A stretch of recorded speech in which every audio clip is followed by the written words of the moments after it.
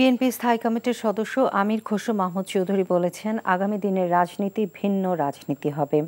নতুন বাংলাদেশে বিএনপি সকলকে নিয়ে এগিয়ে যেতে চায়। ভারপ্রাপ্ত চেয়ারম্যান তারেক রহমান যে ৩১ দফা সংস্কার প্রস্তাব দিয়েছেন, এর মধ্যে দেশের মৌলিক সমস্যার সমাধান আছে। দুপুরে নোয়াখালী সদর উপজেলার খলিফার হাটে জেলা স্বেচ্ছাসেবক দলের পক্ষ থেকে বন্যায় ক্ষতিগ্রস্তদের মাঝে ত্রাণ সামগ্রী বিতরণ অনুষ্ঠানে তিনি এসব কথা বলেন। জাতীয় সরকারের মাধ্যমে তারেক রহমান এসব সংস্কার প্রস্তাব বাস্তবায়নের কথা বলেছেন। ৩১ দফা বাস্তবায়নের মাধ্যমে আরও কোনো সংস্কার প্রয়োজন হলে বিএনপি সেটা করতে প্রস্তুত বলেও জানান তিনি। বিএনপির কেন্দ্রীয় ও স্থানীয় নেতারা এ সময় উপস্থিত ছিলেন।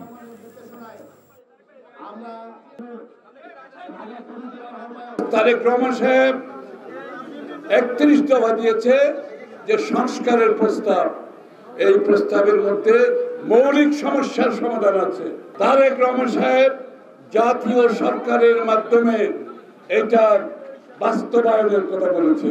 শেখ হাসিনা পালানোর পর বাংলাদেশের মানুষের যে তাদের যে নতুন মনোজগৎ হয়েছে, এই মনোজগৎটা বুঝতে হবে। মানুষ কি চায় বুঝতে হবে, মানুষের প্রত্যাশা কি বুঝতে হবে, মানুষের আকাঙ্ক্ষা কি বুঝতে হবে, যুব সমাজের আকাঙ্ক্ষা বুঝতে হবে।